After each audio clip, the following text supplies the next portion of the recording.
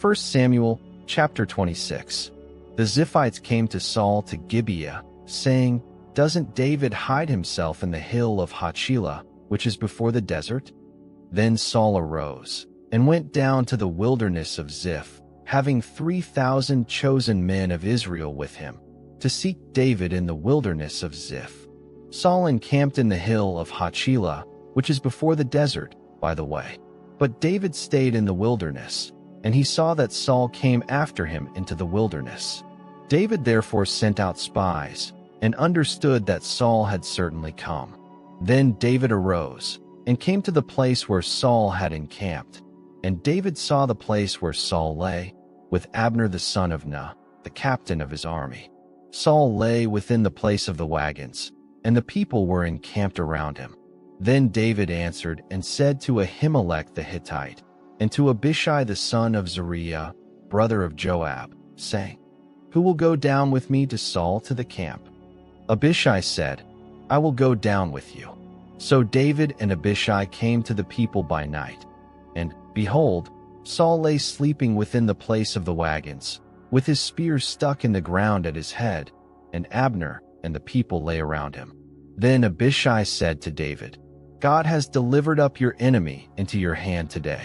Now therefore please let me strike him with the spear to the earth at one stroke, and I will not strike him the second time." David said to Abishai, "Don't destroy him, for who can stretch out his hand against Yahweh's anointed and be guiltless?" David said, "As Yahweh lives, Yahweh will strike him, or his day shall come to die, or he shall go down into battle and perish. Yahweh forbid that I should stretch out my hand against Yahweh's anointed. But now please take the spear that is at his head, and the jar of water, and let us go." So David took the spear and the jar of water from Saul's head, and they went away, and no man saw it, or knew it, nor did any awake, for they were all asleep, because a deep sleep from Yahweh was fallen on them.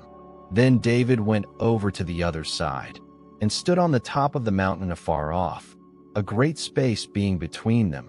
And David cried to the people, and to Abner the son of Ner, saying, "Don't you answer, Abner?" Then Abner answered, "Who are you who cries to the king?" David said to Abner, "Aren't you a man? Who is like you in Israel? Why then have you not kept watch over your lord, the king? For one of the people came in to destroy the king your lord. This thing isn't good that you have done. As Yahweh lives, you are worthy to die, because you have not kept watch over your lord, Yahweh's anointed. Now see where the king's spear is, and the jar of water that was at his head." Saul knew David's voice, and said, "Is this your voice, my son David?" David said, "It is my voice, my lord, O king." He said, "Why does my lord pursue his servant? For what have I done? What evil is in my hand? Now therefore, please let my lord the king hear the words of his servant. If it is so that Yahweh has stirred you up against me, let him accept an offering. But if it is the children of men, they are cursed before Yahweh. For they have driven me out today that I shouldn't cling to Yahweh's inheritance, saying, 'Go, serve other gods.' Now therefore, don't let my blood fall to the earth away from the presence of Yahweh. For the king of Israel has come out to seek a flea, as when one hunts a partridge in the mountains." Then Saul said, "I have sinned. Return, my son David, for I will no more do you harm, because my life was precious in your eyes today. Behold, I have played the fool, and have erred exceedingly." David answered, "Behold the spear, O king. Then let one of the young men come over and get it. Yahweh will render to every man his righteousness and his faithfulness, because Yahweh delivered you into my hand today, and I wouldn't stretch out my hand against Yahweh's anointed. Behold, as your life was respected today in my eyes, so let my life be respected in Yahweh's eyes, and let him deliver me out of all oppression." Then Saul said to David, "You are blessed, my son David.